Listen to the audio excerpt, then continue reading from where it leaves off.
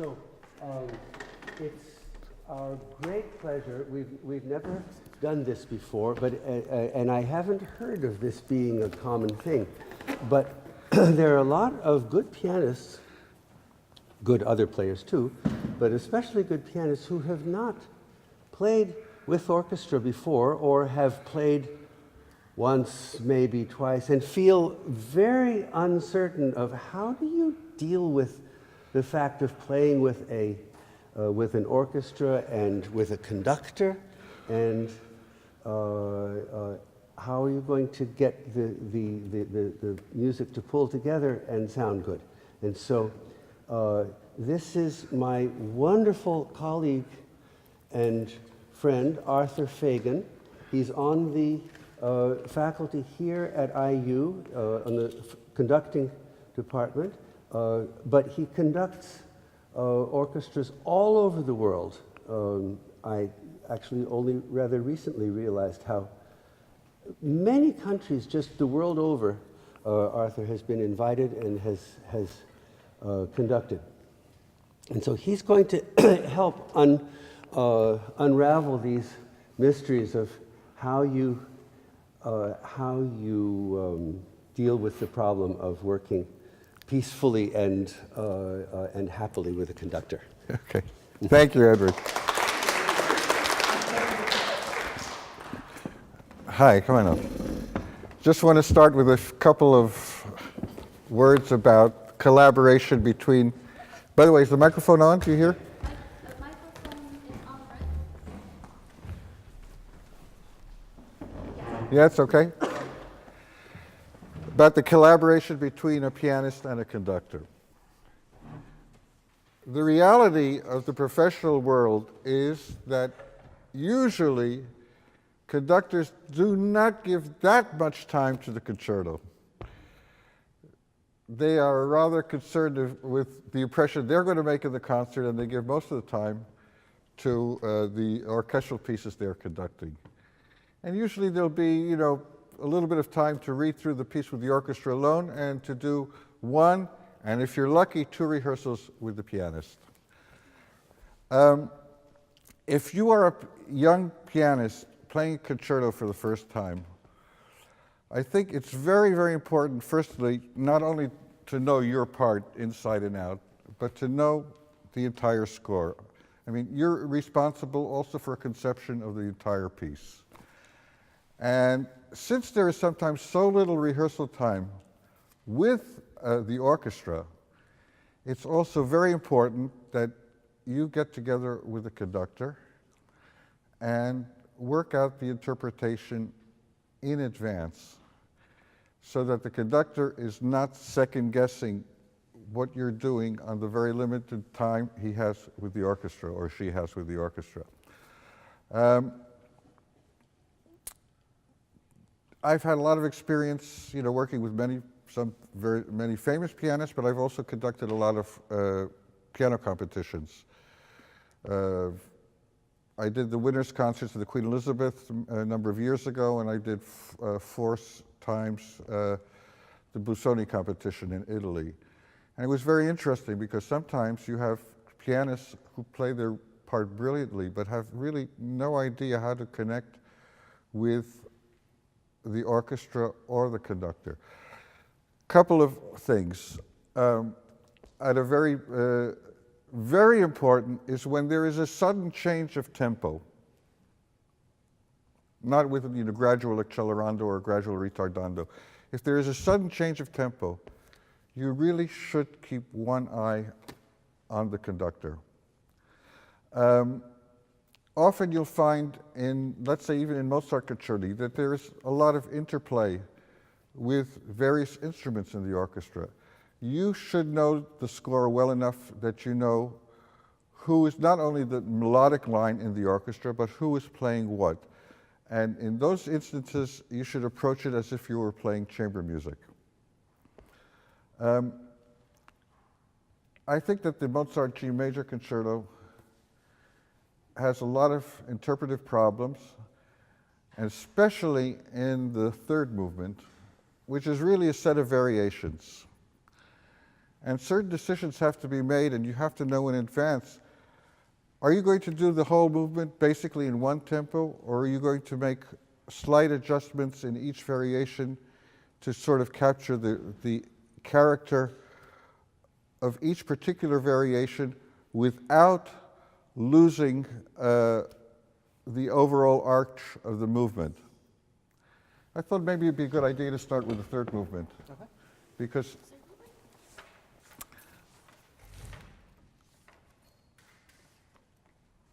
yeah, let's start with the third movement. And when she starts playing, we're pretending now this is not with the orchestra, but this is the first meeting between the conductor and the soloist. So why don't you start?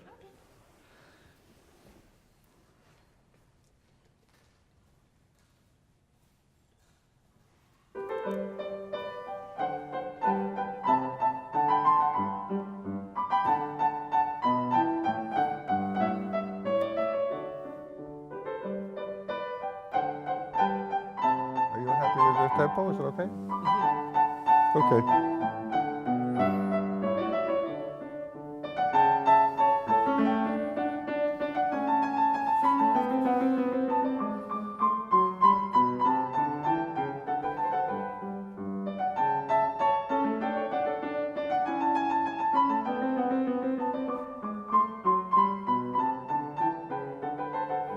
Okay, you're the soloist. You have very strong ideas how you want this played.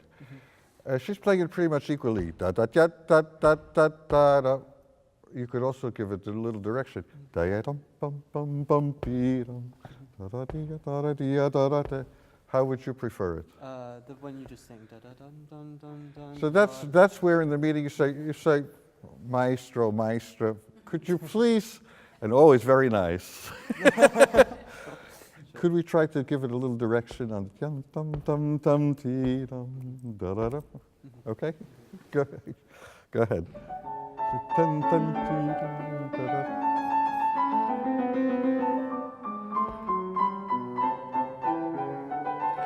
I would have to say, there's another way to look at it. You could look at it as more a gavotte type, that a yum bum bum bum be yum instead of yum bum bum bum be. You could be yum bum bum bum be dum. I'm not making, telling you what to do, but there has to be in your mind a clear concept of how you like it done. Okay? Okay. Okay, let's go on.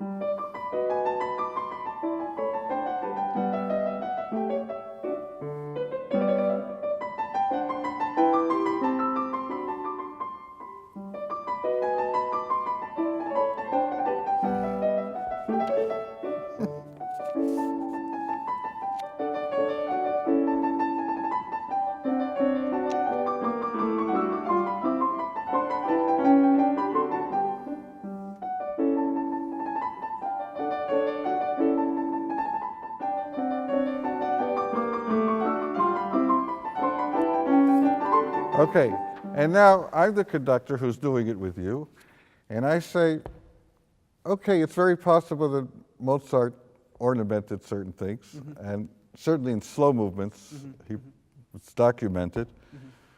In this case, I would say to you, why don't we play the first time straight and put the little ornamentation in the repeat? And you'll tell me, well, no, this is the way I do it, or, okay, all right, all right, let's go on. Go on. No, let's just do that little passage.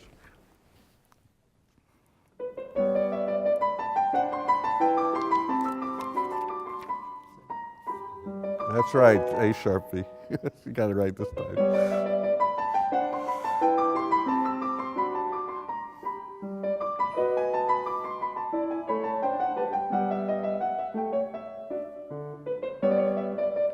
Now, this is a very small detail.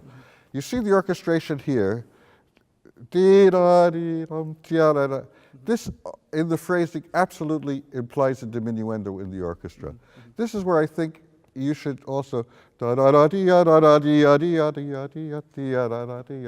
Sure. because this would make no sense if it were all in the same It's hard for you to judge this because if you don't have the score, you're not going to.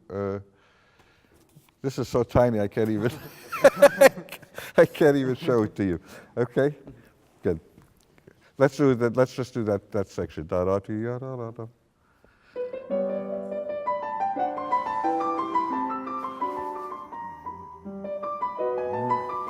Dee da dee da da dee da dee da.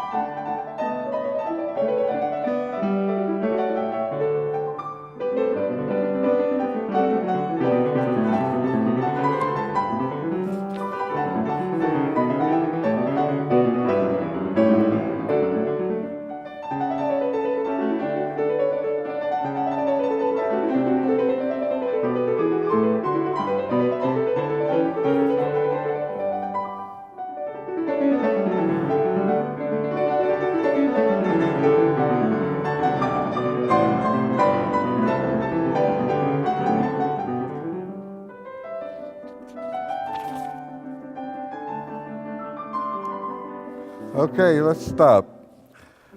In this oboe solo, you've got, for the first time, you've got 16th notes coming into the picture.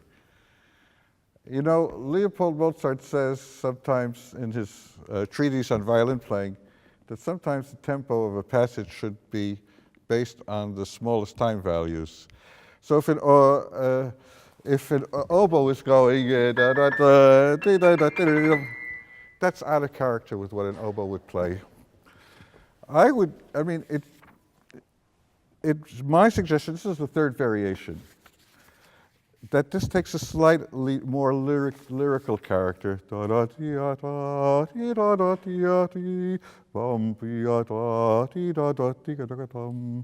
Because is out of character with this variation.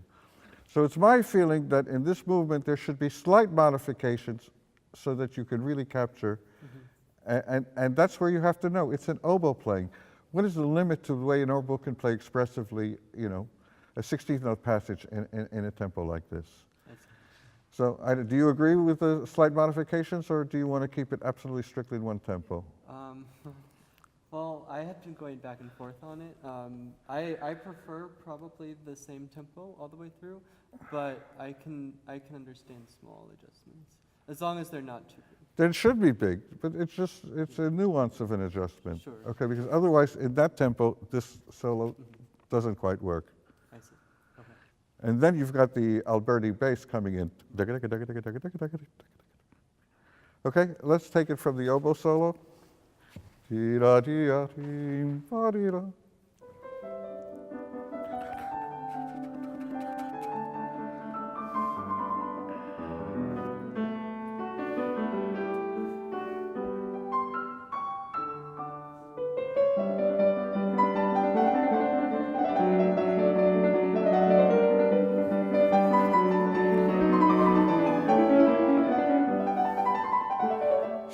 and this is where I would have issue, because for me, the tempo is just a little bit fast. It sounds almost like circus music to me. I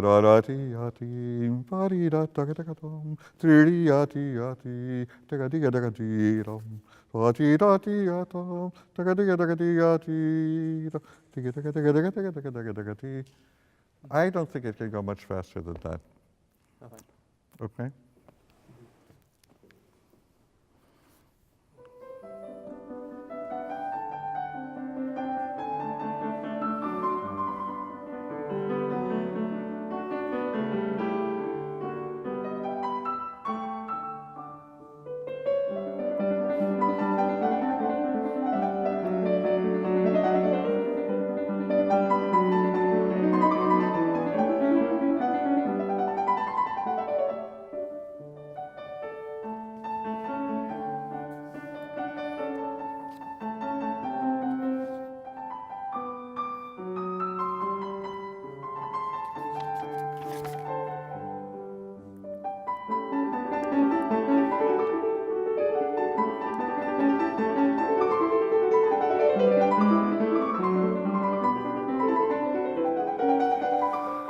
Okay, now this is a very interesting passage where the orchestra echoes in syncopated rhythm to the piano.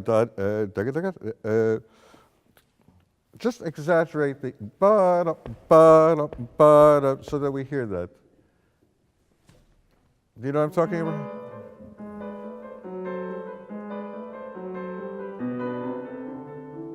Yeah. So why don't we go back to, do you have bar numbers by any chance? We're going to go back to where the piano starts to pick up to bar 89. Da-dee-da, right here, I'll show you. Da-dee-da.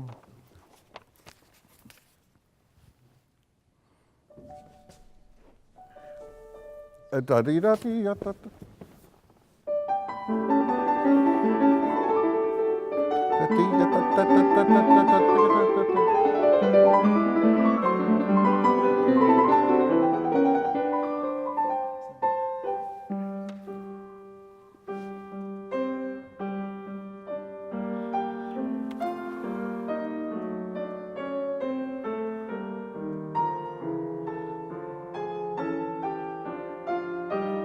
Okay, this is a passage. It's very mysterioso, very shadowy music. We have to try to keep that. It doesn't have to go much slower, but it should just have the character.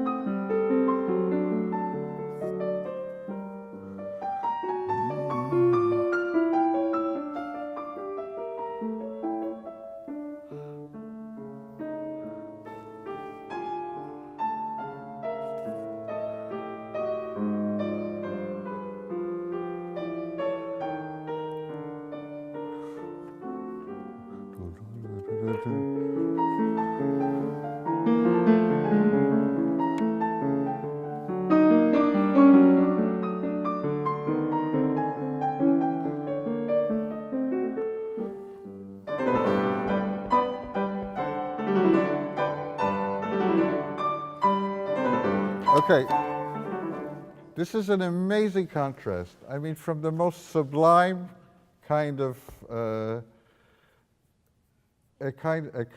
atmosphere you really hear very much in some late Mozart works, also in pieces like Don Giovanni. Then it comes to almost like to a Beethoven, very earthy. Bum, bum, bum, bum, bum. Plum, plum, and the strings are playing over, this is what you have to know. Strings are playing over three strings. Drum, drum, drum, drum, digga-digga-dum, plum, plum, digga-digga-dum.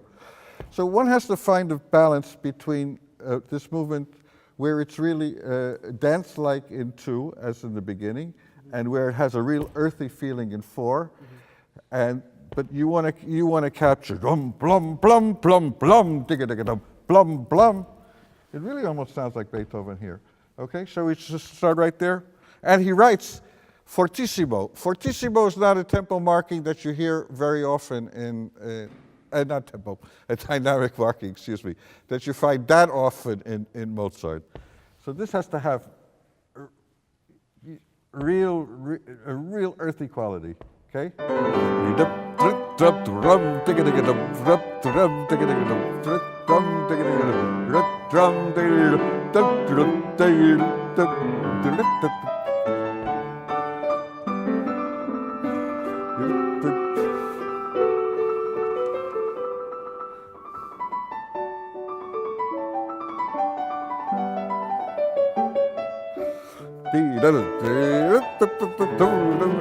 Keep the time.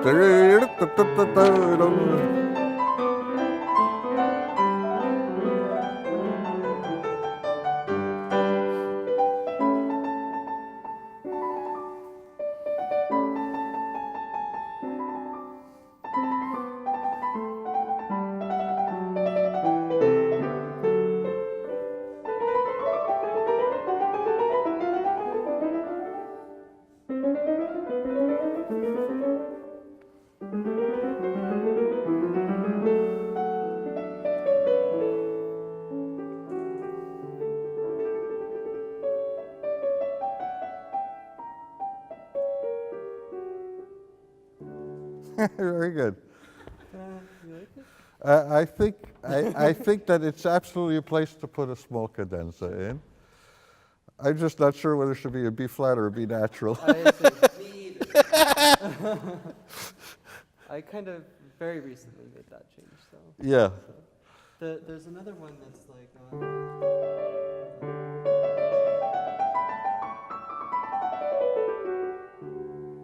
the other one. Personally, I prefer that one.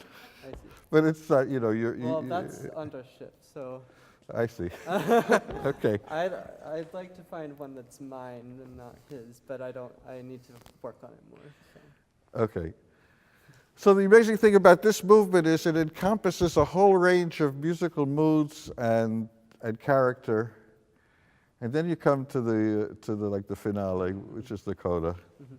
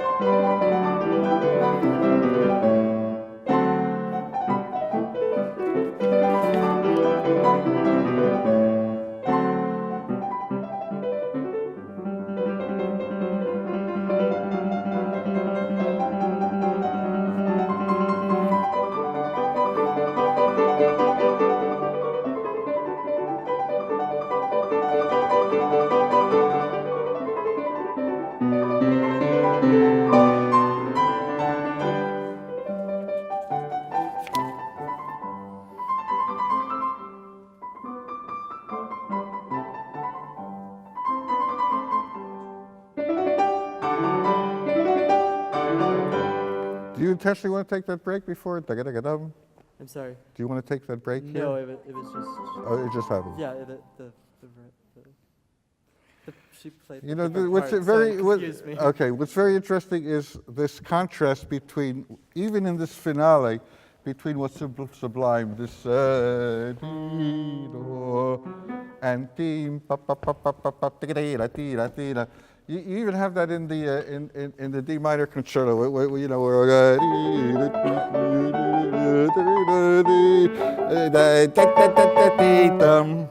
and here,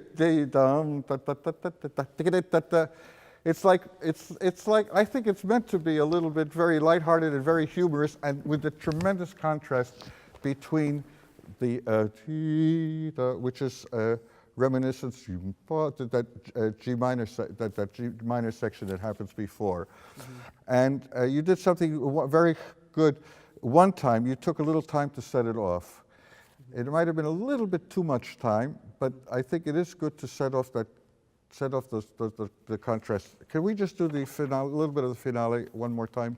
I mean the finale. I mean the coda.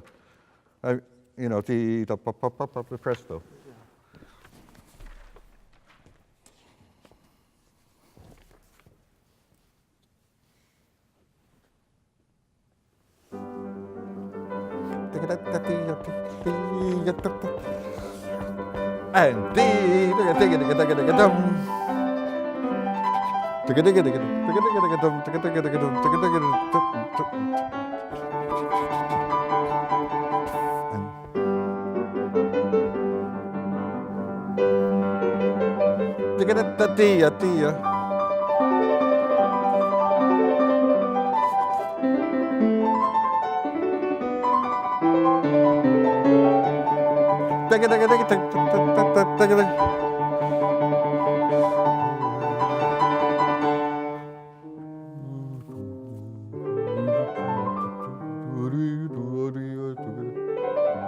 Good. That's it.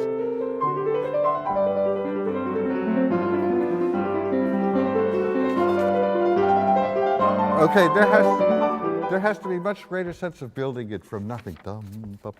It's layered in the orchestration. Second bassoon, second oboe, first oboe, right? It just so we want to start much softer and make that crescendo to. Why don't we just start right there? That's bar 233, I believe. No, well, you start on the G major. Yes, that's it. Which she just played it.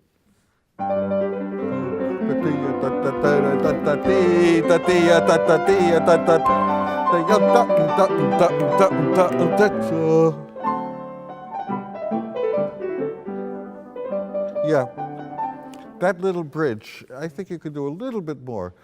Okay?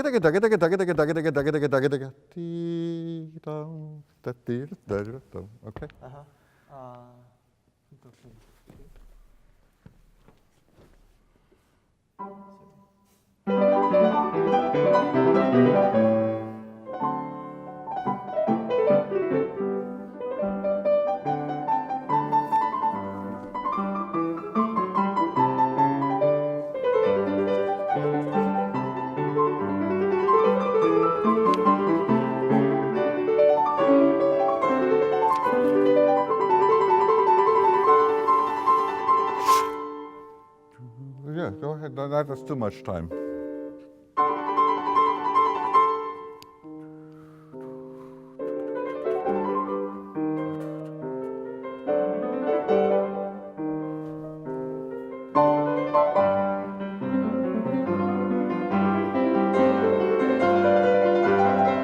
Okay, this is a place where the piano takes a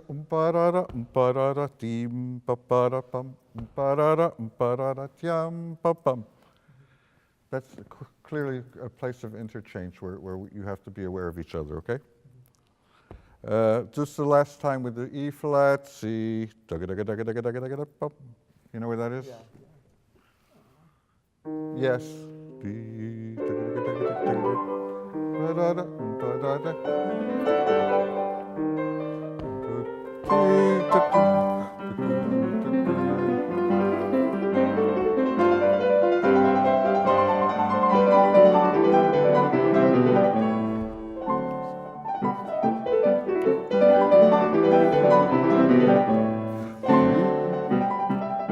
Yeah, leave in this dominant seventh chord, leave it just hanging for a millisecond. Beep, you know.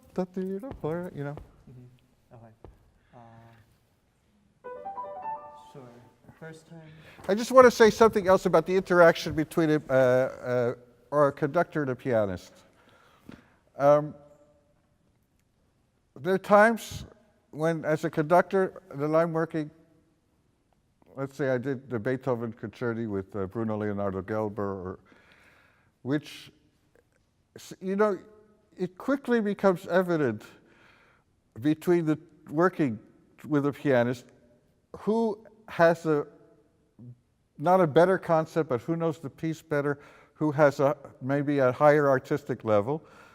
When I did, let's say, Beethoven Fourth with Gelber, it was clear to me that he had more to say to me than I had to say to him. And I have to be absolutely ready to accept that. I mean, you are working in service of the music. And in the case, I mean, he had so much to offer on the Beethoven Fourth that actually I learned a lot, and it's stuff that I've incorporated for myself. It's like people who speak different languages. Let's say your native language, my native language is English, and I speak Italian, but I meet an Italian who also speaks English. It quickly becomes evident that I either speak Italian better than him or he speaks English better than me, and then we immediately revert to that language. I think the same applies to some extent with the interaction of a soloist and a conductor. You know, you may work with let's say you'll work with a community orchestra doing a piece the first time, but you'll still know the piece much better and you'll have a much higher artistic level.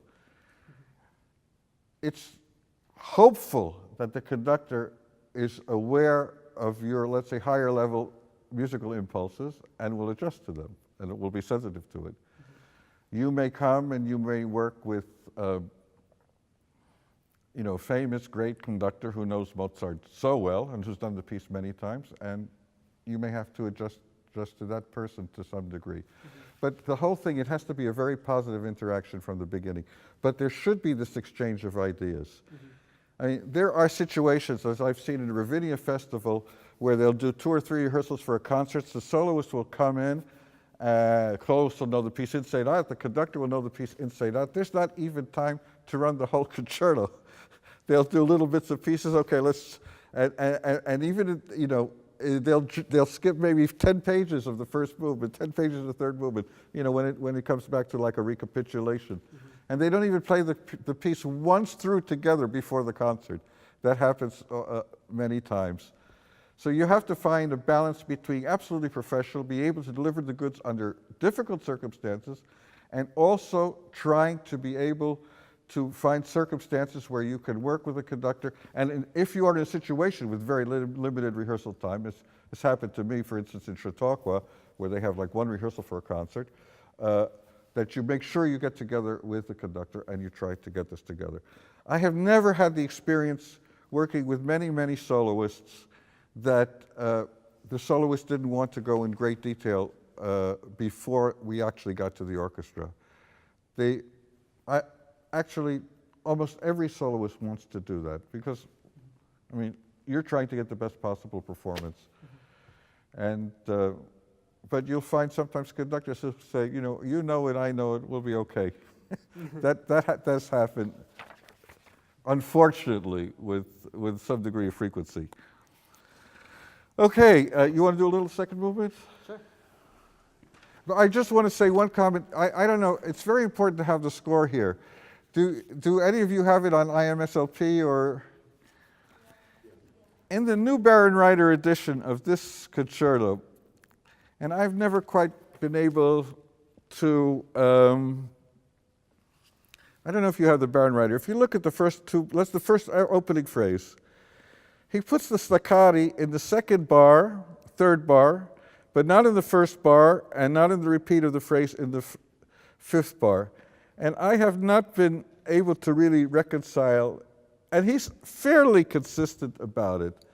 So in terms of the articulation, this is a big question mark for me. In the Baron Reiter, it's da da yum bum ba da da yum bum ba da da bum bum bum ya da di da di. Then again, it's not staccato. Di da yum bum be staccato. Yum bum bum bum.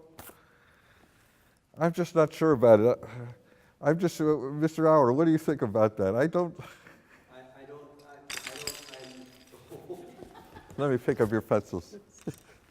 I didn't realize that was the case, so I can't think yet.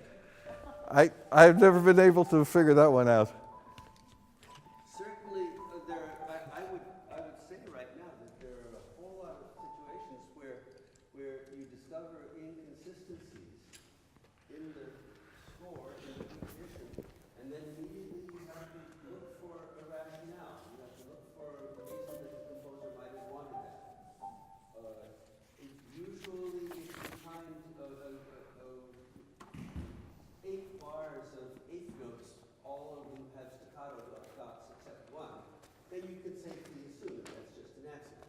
But there are some places where you have to look for a reason. Because in the repeat of the theme, again, in bar 32, the variation 2, exactly the same articulation. And I can't quite figure out what was his real intent there? But it may only be in the Barenreiter edition, and it may not be in other editions.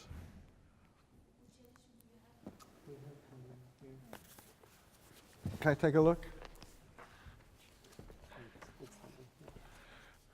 Yeah, they have It's the same thing. Yeah.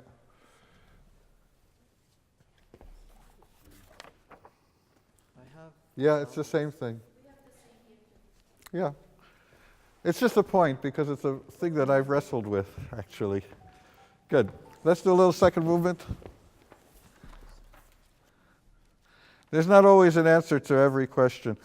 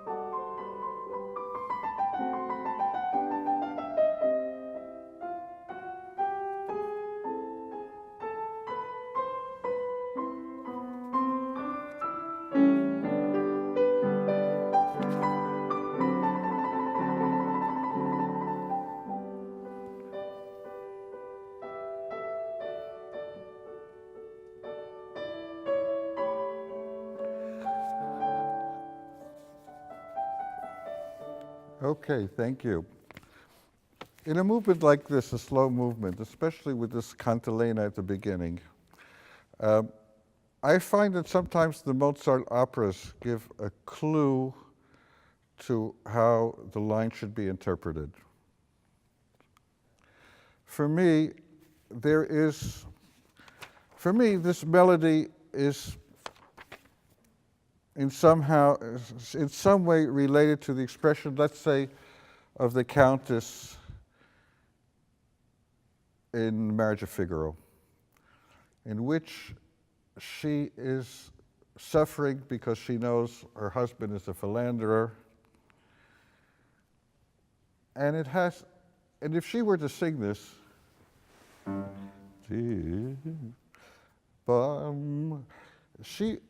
there's something the piano cannot do, but on the second beats of the melody, an imploring quality,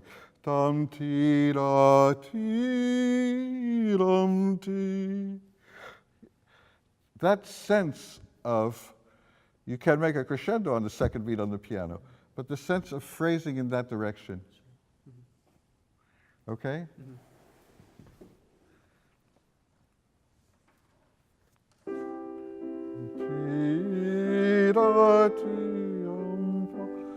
And even more imploring,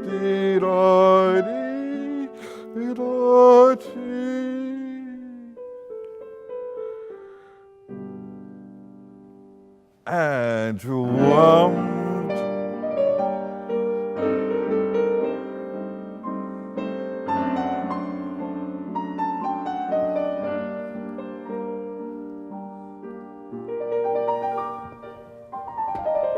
Now, this forte is a reinforcement. It's not boom, it's deem. And also, when staccati are written for an orchestra in a slow movement, it's not a spiccato bum, but it's yum, bum, bum, bum, bum.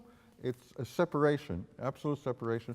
But the strings will play it on the string, and they won't go ching, ching, ching, ching. So you have to try to capture that feeling, okay? Yeah. Yeah, but dim bum bum bum bum bum bum bum bum. Okay, let's start at the G minor.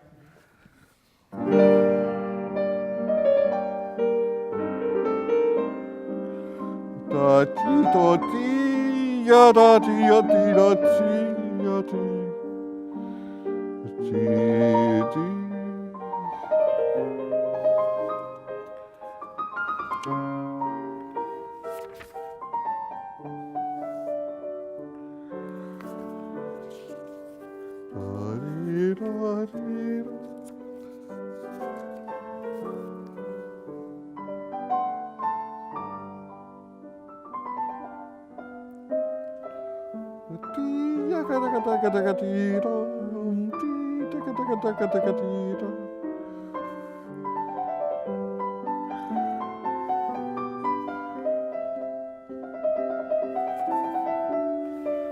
Yeah, I would like you to think of the 30 seconds. By the way, I think your ornamentation is very good. I'm not sure if it's too much or not, but it's really quite excellent. It shouldn't just be filigree in a slow movement.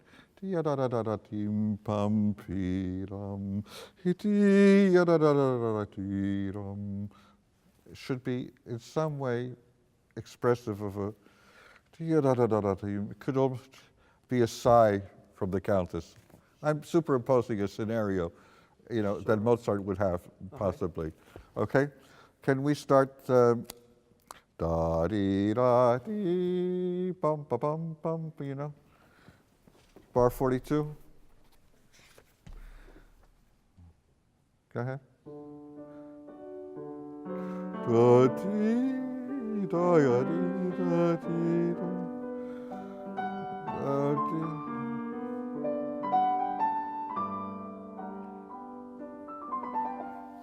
Dee da dee dee da da da da da dee da dum dum ra da da da da da dee da dum da da da dee da da da dee dee da dee ya dum da da da da da da da da da da dee.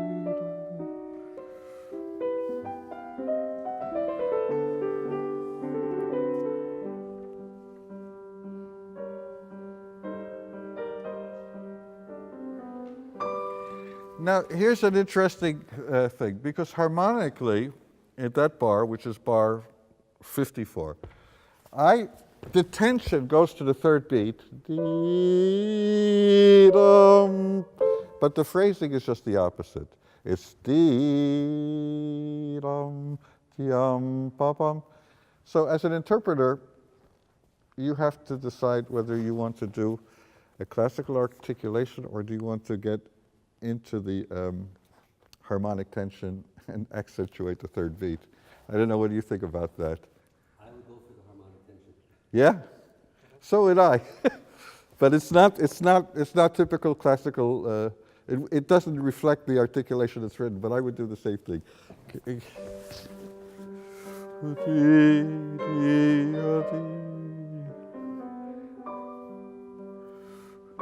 Good.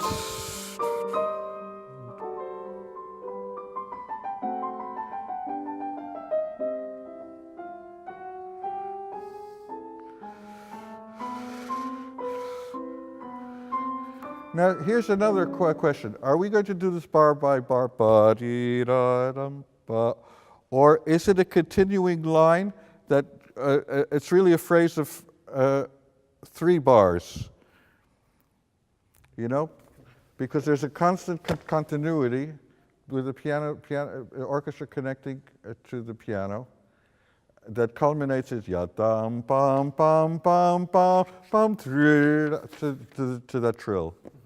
Okay? I mean, these are the kind of decisions that the pianist and the conductor have to make, because you could do da dee da dum ba dee ba. You could do it as a dialogue, or you could do it as a sense of continuity. I see. Okay?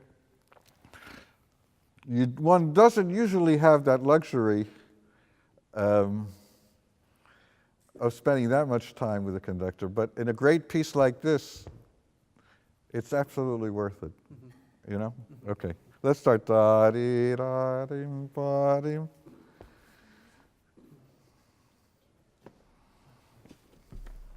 On the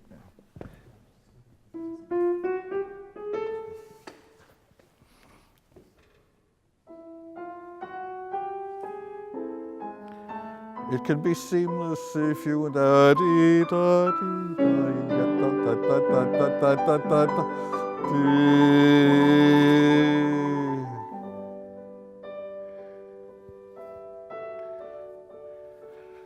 Okay, I think that we have to give the Liszt concerto a chance now too. Okay. Thank you, bravo. Very good. I like your ornamentation, very good. It's very stylistic.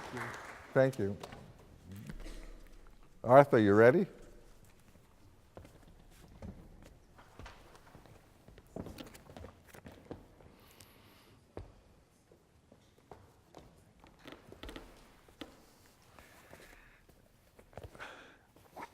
The problems of the Liszt concerto are quite different. There are real problems of coordination between the piano and the orchestra. And let's start and see what happens.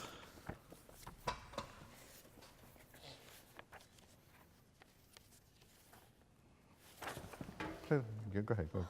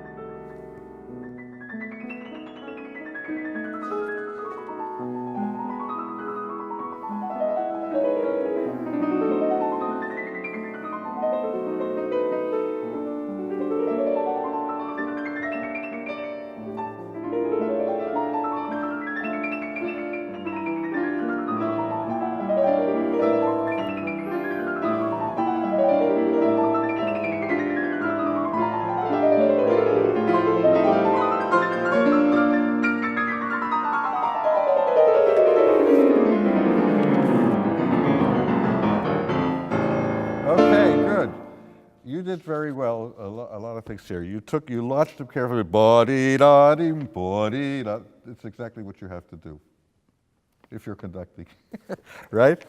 Good. Now, it's always good in advance if you want the conductor to move, which is a traditional thing right here, which you did. Should always make sure he knows that, you know? And you did that fine.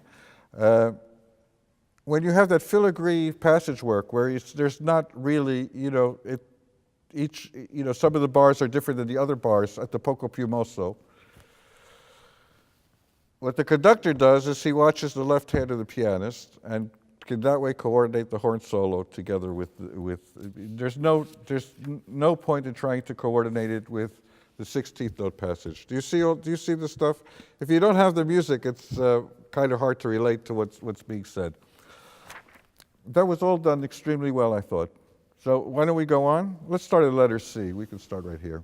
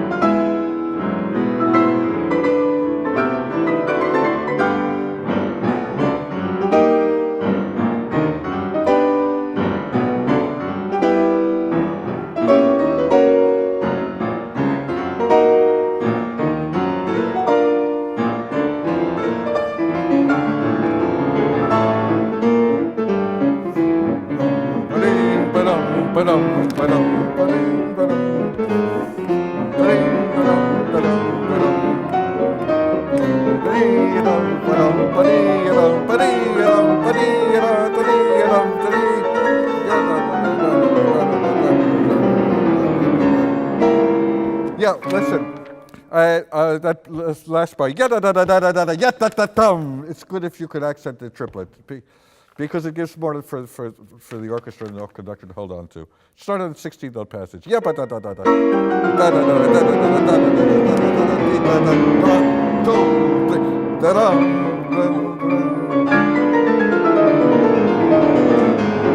Okay.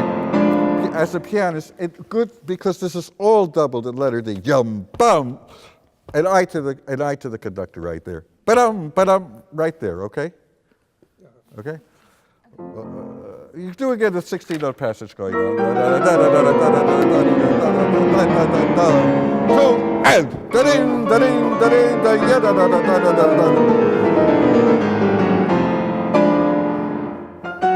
Okay. That's where the pianist has to take the pickup from the conductor. Because if I just wait, you'll never get the orchestra together. So that's where you need absolute visual contact. Okay? Okay, let's start right there. Okay, I'll give it. 1, 2.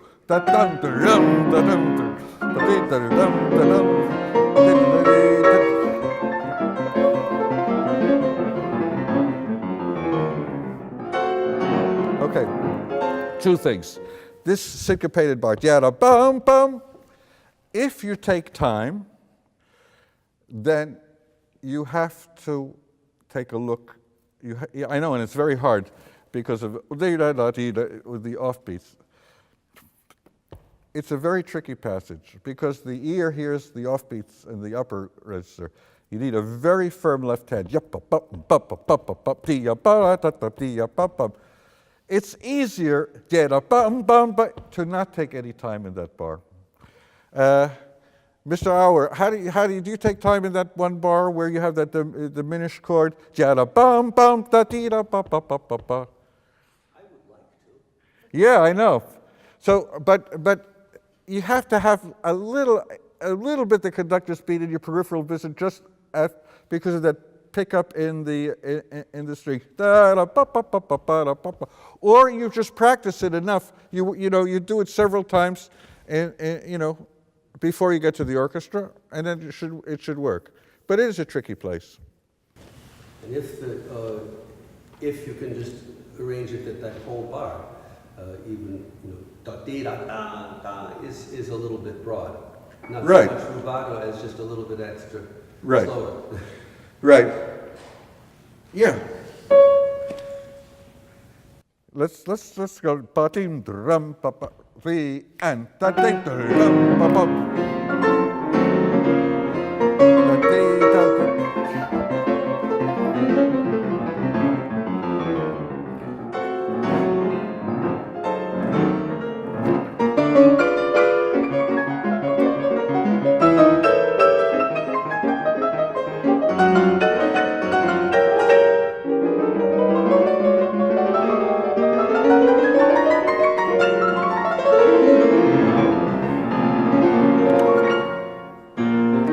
Okay.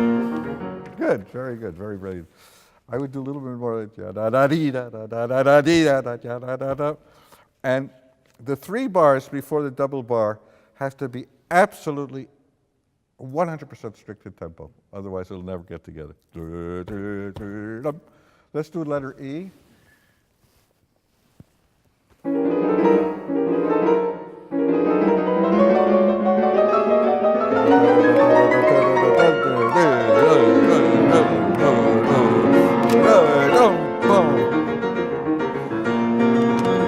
You don't have to play the solo. You don't have to play the whole thing if you don't want. You could jump to the triple forte. Dia dia dia dia dia dia dia.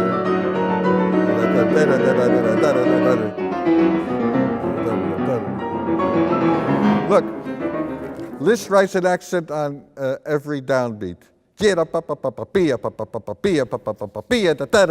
I would do them. It'll be okay. Yeah, start there.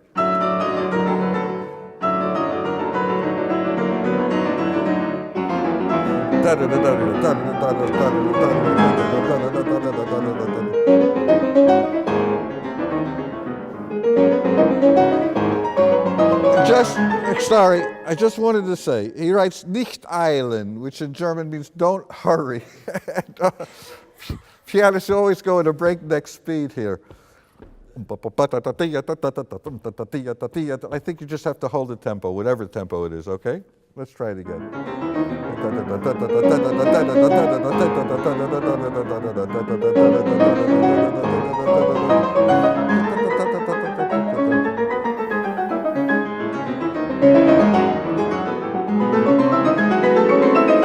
Good.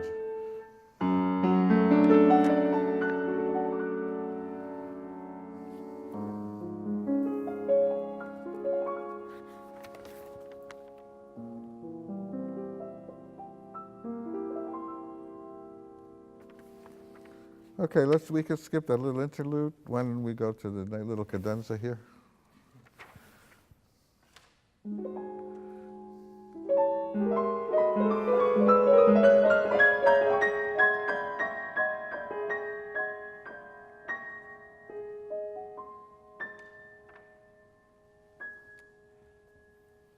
One, two.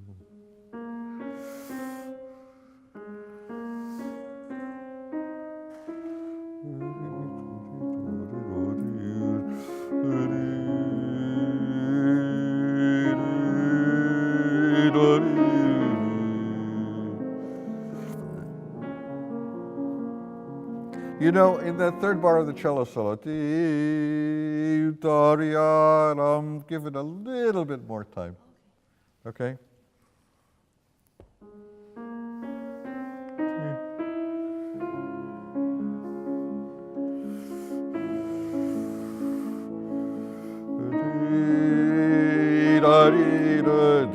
You accompanying the cello.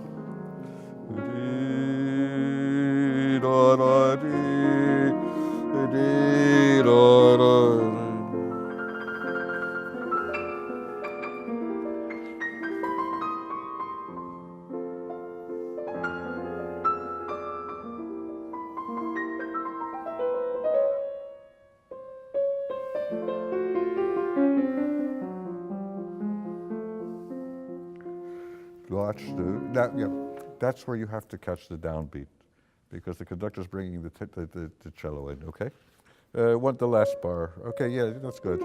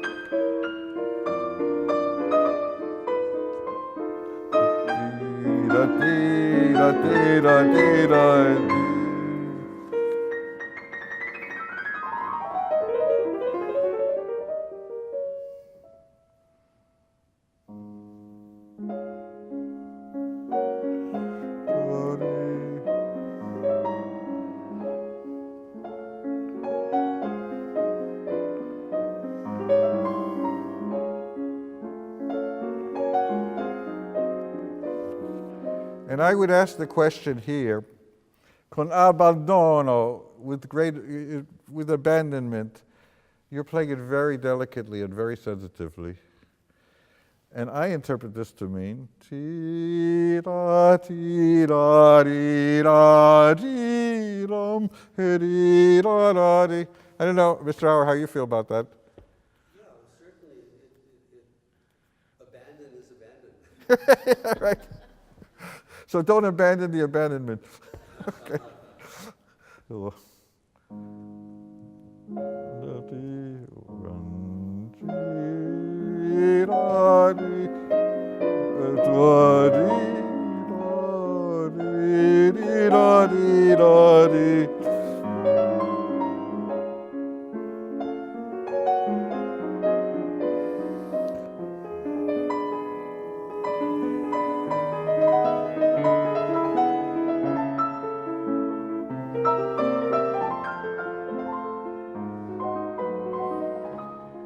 I find it a little Chopin-esque and not Lisztian enough.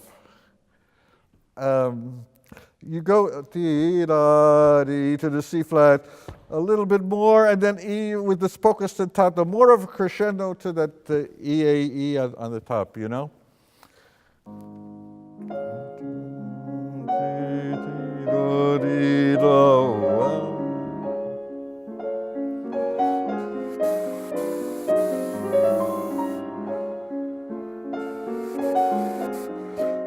No, in that bar is a crescendo. Okay?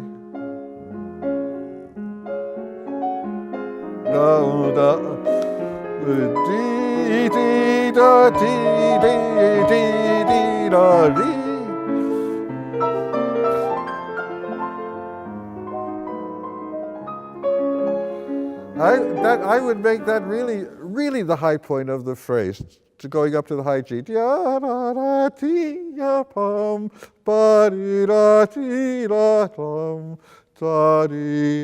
Dolcissimo. Okay.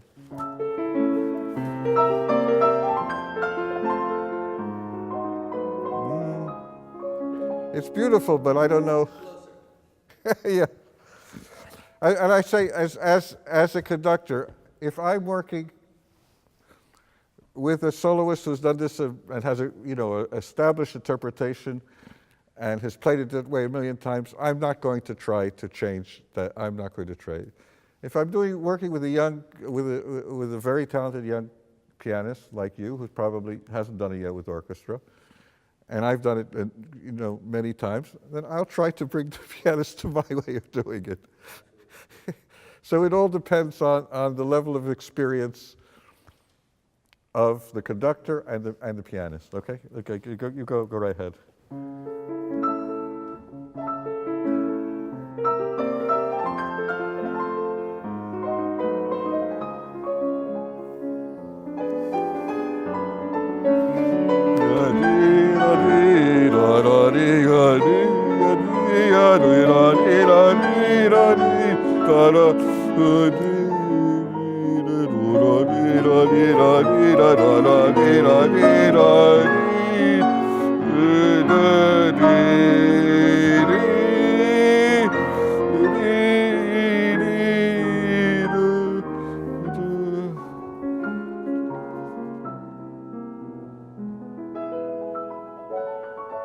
Good. This is an interesting place because some pianists go quite fast here, and the conductor's conducted in 2. And I think the way you're doing it is fine to go on in 4. But because of the oboe solo, I know it's hard to but just a little bit of a glance. If you feel you're close to the oboe, you can look at the oboe, but it's better almost to look at the conductor and to listen while you're playing. The oboe should listen to the piano, and you should be having a little bit of your ear directed towards the oboe right there, okay? So let's go a couple of bars before the più appassionato, it's okay. From here, you know?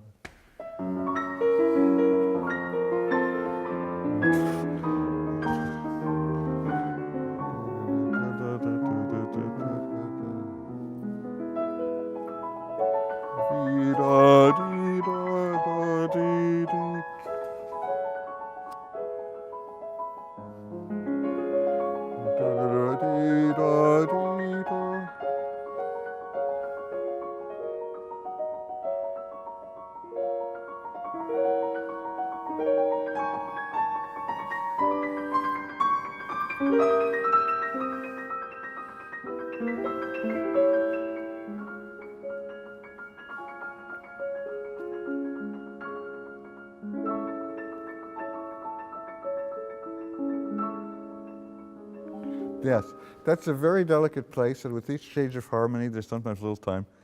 It's good to have a real feeling. Conductor should be very attentive to you, and you should also have a little bit of sense of you know, it's always good to be sitting at the piano where, without having to turn your head, where you could just catch the beat of the conductor from you know? And I always love to see the keyboard, you know? I love to do it by ear and by visual contact as well. Okay, good. You go right on.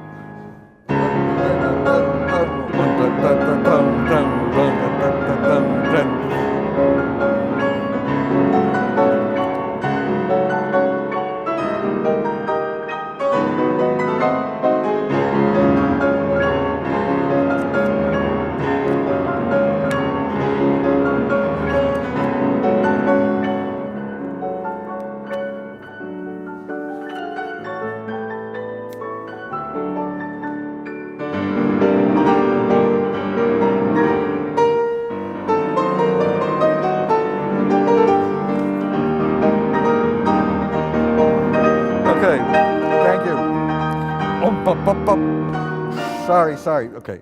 But we caught each other pretty well, so that worked fine.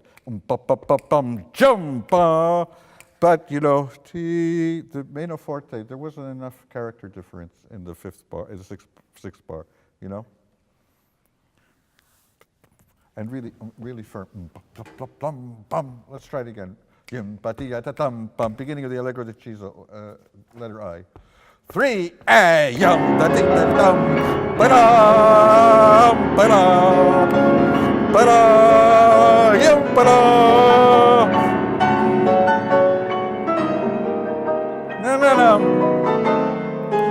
Now this is where you Liszt gives you a cue in the a clue in the orchestration. Meno forte for the piano for the strings after being fortissimo in the first 5 bars. And appassionato in the winds. There has to be more of a, you just cannot, you know, plow through the 6th, from the 6th bar on. There's a complete change in character, and it's piano here. So that's where knowing what is in the orchestra score gives you a clue as to how you should adjust your playing. Because meno forte is not quite enough to go on if you know what is in the score. The piano here, because what he's trying to do here is he's giving the melody just to 3 woodwind instruments, 1 flute, 1 clarinet, and 1 bassoon. Dee, dee, da, da, da, dee, da, da, da. And the only way that will come through is if even the piano takes it back a little. I should play gentle. A little more gentle as of the 6th bar. No, the melody has to come through. Ba, ba, da, but everything else has to come down a little bit. Okay? The D flat major, right at the beginning. Ba-dum, ba-dum, ba-da-dee-dum.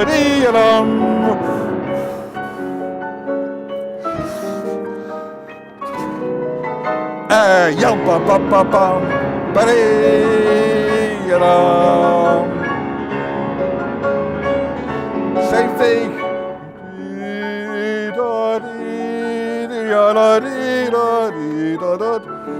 Back and dee dum.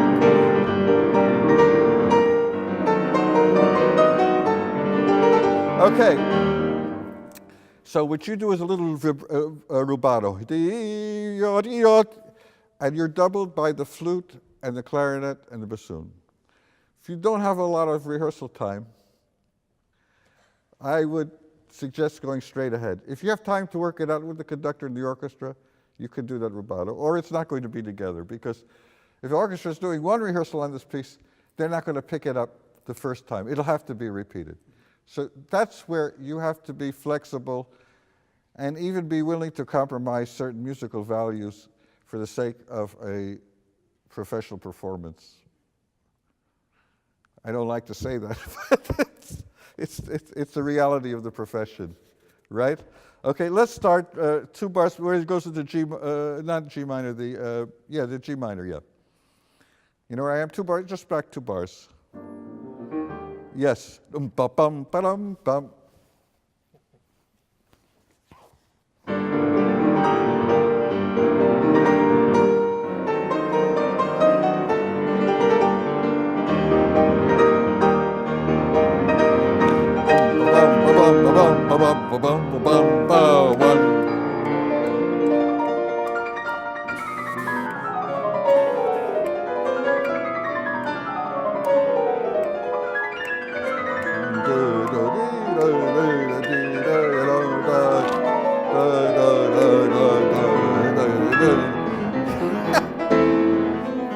You're not the first pianist who rushes up to the ending to the E major chord first. It's a dangerous place because the strings are playing syncopation. Ba ba ba ba ba ba ba ba ba bum.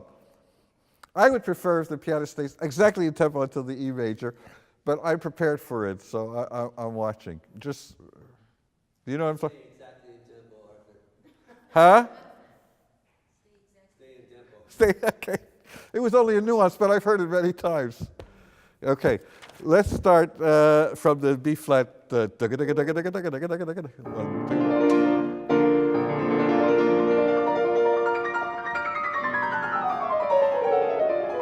no, it's hard to catch it. Do 2 bars before. 2 bars before. Yum, ba-dum, ba-dum, ba-dum.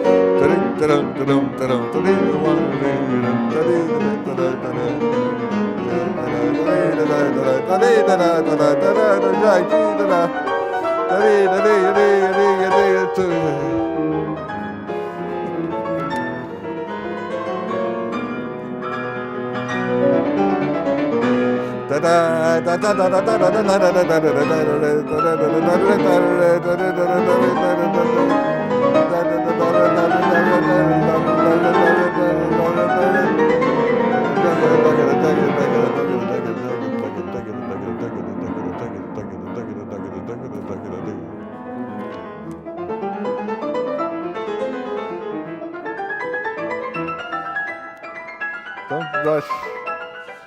Yeah. It's just it's really it's at the limit. It's good. When it goes into the bass, into the lower register, a little bit more pulse. Okay, and then it says nicht eilen, don't rush. Okay, good. Why don't we start? It's enough for the G flat. Is enough. Yeah. Okay.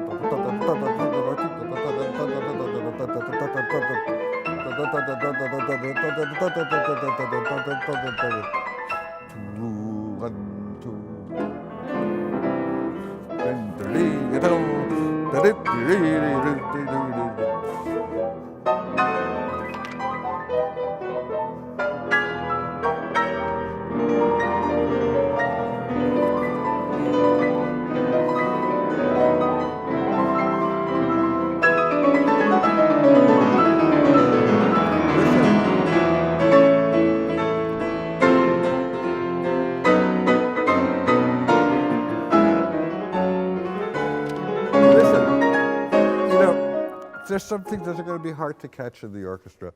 I just have a feeling that's a little bit on overdrive. You have to keep that excitement and attention, but it's just going for me a little bit over the edge to get it really strong with. Just remember what the orchestra is doing in between your stuff. Don't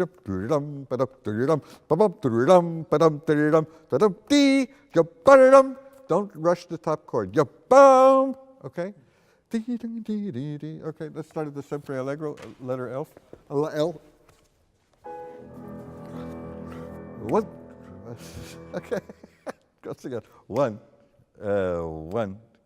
Right at. See?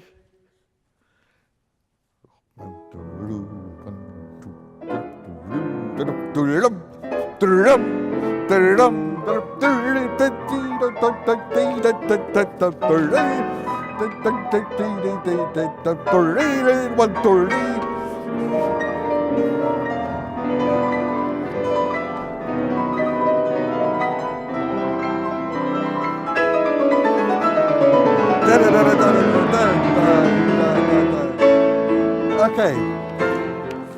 Yeah, that's a little bit difficult to coordinate a rallentando there. So that's, you have to get it clearly in the conductors.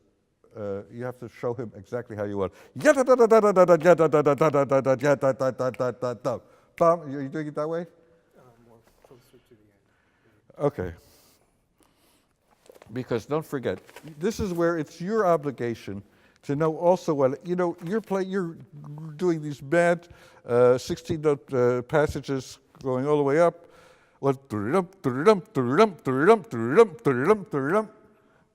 Still have to maintain the integrity of this, you know what I mean?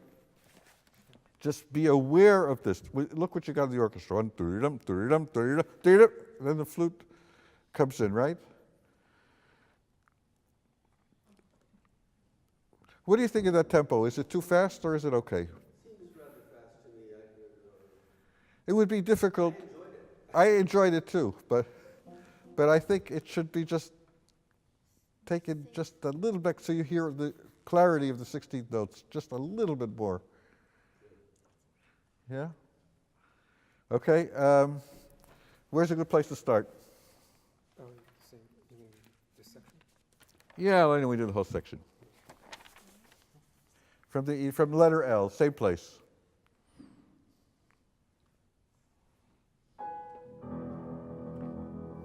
One, two, three.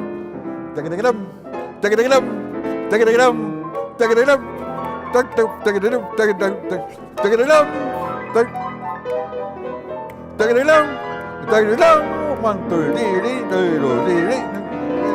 No, I'm sorry. Sorry, Arthur. there all of a sudden you're making it's like a subito più mosso. You're finishing each 2-bar section a little burly. 1, 2, 3, 4, 2, 3, 4, 1, and it's very hard for. I don't mind if you have a little accelerando over it, but not within the 2 bars. It has to be more gradual over the whole. I would suggest starting that, just starting it a little bit more measured and then pushing it. I don't want to contradict anything. No, I haven't said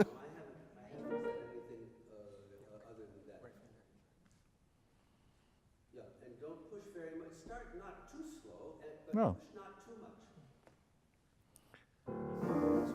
Yeah, right, that's a good place. 3 and 4 and 1, 2, 3, 4, 2, 3, 4, 1, 2. Now, you have to feel, you have 2-bar phrases, and you have to feel the rest after each 2-bar. 1, and what's happening, you're anticipating the 3rd bar of that, after the 2 bars, you're almost a little bit anticipating the downbeat. So it builds in 2-bar segments, right? Okay, 3 and 4 and 1,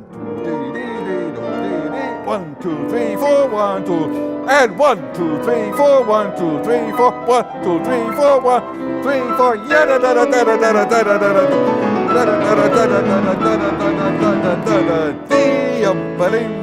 Good.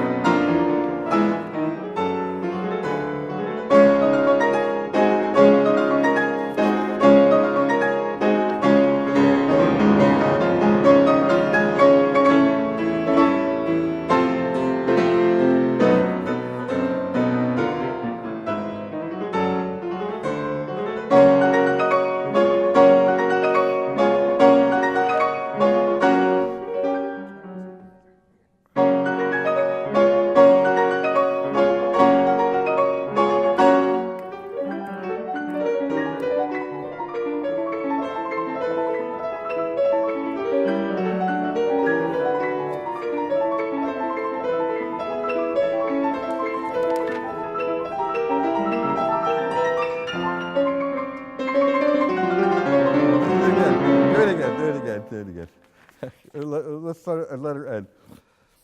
This is such a hard place. I think it's hard to ask the pianist to watch the conductor to start it off. Just tiny bit in the side of your eye, just so you start the poco animato together. When we start right 3 bars before the poco animato. Yum ba da da da da. Yeah. And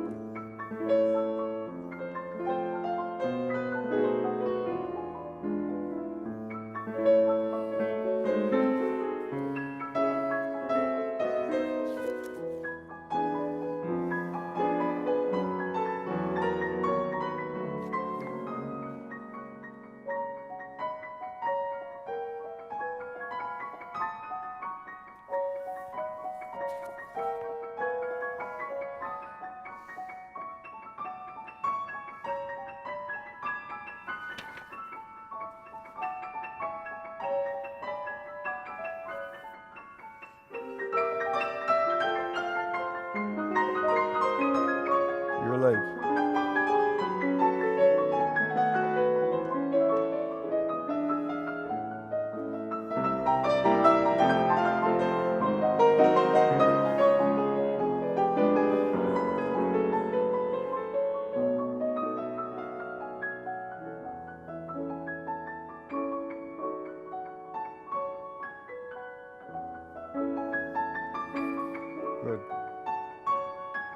That's good. Always have an ear to the flute solo right there, okay? And you could adjust a little bit, okay? Yeah, why don't we go on? Where's a good place? Can we start at the Poco Ritenuto bar? You see that? A couple bars back, 3 or 4 bars back? Right there. Is that possible? Yes, that's exactly.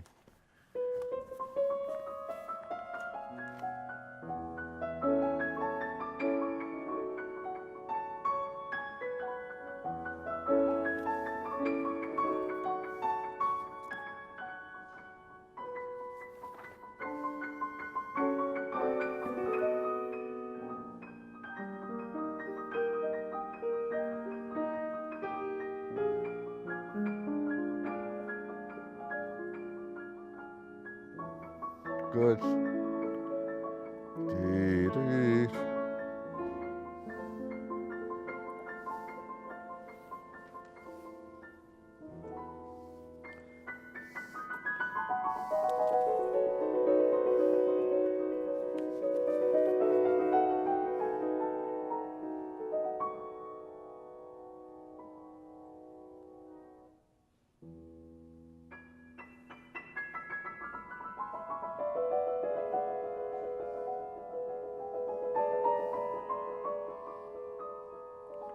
Now watch him.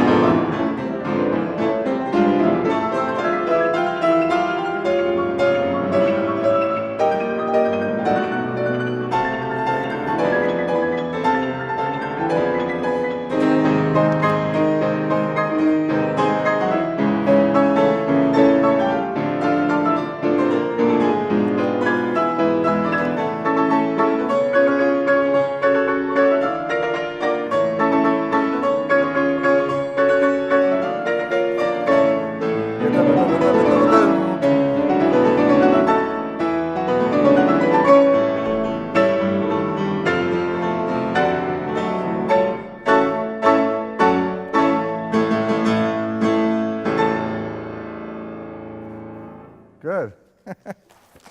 Bravo. Very good. I'm just curious. We can have a few minutes of a Q&A, questions, answers, if you're interested. Does anybody have questions? Now's your opportunity to speak to a real live conductor.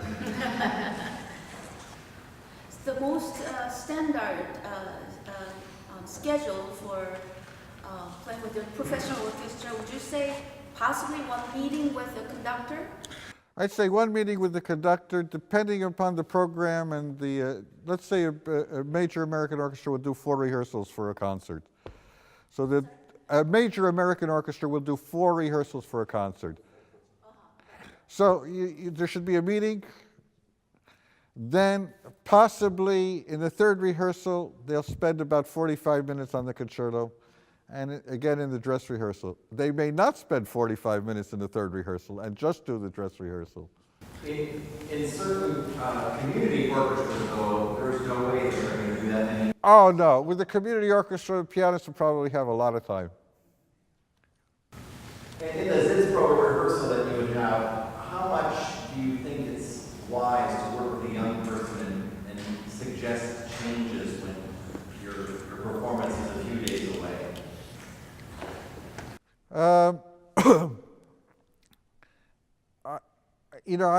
I wouldn't try to turn it around 180 degrees, but if I feel that a young pianist is doing things that wouldn't quite work in the coordination with the orchestra, those changes I would be insisted upon if I knew that it wouldn't work the way that pianist is playing it at the time. I also just thought that one of your comments was extremely important, and it's the way the piano is placed on the stage, because sometimes the conductors you can hardly see them because of the lid, they can't see the pianist. No, I mean, I'm absolutely insistent upon it. I mean, there are certain runs like in the Beethoven Fourth Piano Concerto, and where sometimes each pianist does it at a different tempo, and I get an idea of what the tempo is for the pianist, and I actually do it not by ear, but when I know that the pianist comes to a certain note, I'll give the pickup. And I think it's very important. Also, in pieces like this, even to see the left hand helps so much. To have the sound as well as a visual sense of what the pianist is doing is for me very important. I mean, you don't have to see. You often feel it just in terms of the vibes, but it's an added security blanket to be able to see the hands of the pianist. I would remind you of what Professor Fagen said close to the beginning of the class, that you need to know, not only you need to know your own part inside out, as it were, but you need to know the orchestra part. You need not only to know who is playing the melody when it's not you, when it is the oboe or it is the horn, but you need to know which are the other ones besides the horn or besides the oboe. Who is responsible? You need, in short, to know the score. You really need to know the score, and you are collaborating in the performance. It's not there's this vague blob of orchestra and then there's you. Very well put. No, it's really true. For example, in that difficult passage at the end where you have all those little inserted you should be aware of that, even when you're playing all the those two-bar things going up and down, so that if you're aware of that, it'll be together, you know. May I ask? Sure. Okay, so in some conductor, some piece. Oh. Yeah, I have a microphone someplace here. Oh. Go ahead. Oh, it's okay. I'll speak louder. I'll speak louder. So it might sound weird, or it might sound not, but like in song, there's lots of way to start a piece Yeah. for conductor, and sometimes a conductor have a very. Would you demonstrate, like, is there, like, because if some pieces like piano is starting right at the same time with the orchestra, and sometimes it's confused for. Give me an example. The degree. Yeah. Because usually when we work at the conductor. Yeah, and. I would Like would conduct, cause something I would just really give can't catch. in the Schumann I give 3, 4 buddy. That's easy. If you give just 4, it doesn't give you enough time to have a sense of the tempo. I give the 3, 3 and 1 buddy. And also this, like, I can't catch it because it's in the downbeat, but I don't remember. One time I worked with a conductor, and he has a very weird way that he's up, like he doesn't start it down. Is there something? Is there some conductor like that? Like, and I mean, there are all kinds of different conductors. Some conduct like this. They're semiconductors.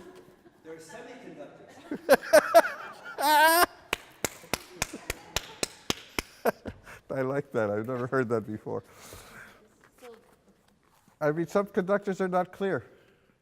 yeah, and it's so confusing if I start right with the. What happened? Tell me. You had an experience. That piece is Bach, so Da, da, you start right with the. 3, 4. Yada da ba ba He ba doesn't ba. conductor like that. He conductor something. I just can't catch it at all. It's something like, and then you something. Well, I don't know. yeah. Something like that. But the orchestra part all get it.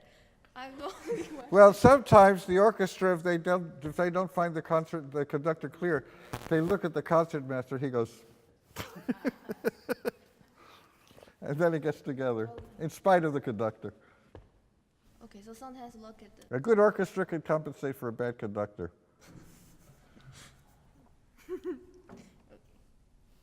But a bad conductor with a not such good orchestra is not a good combination. Are there any more questions? Thank you. Thank you very much. Bravo, Arthur. Very good.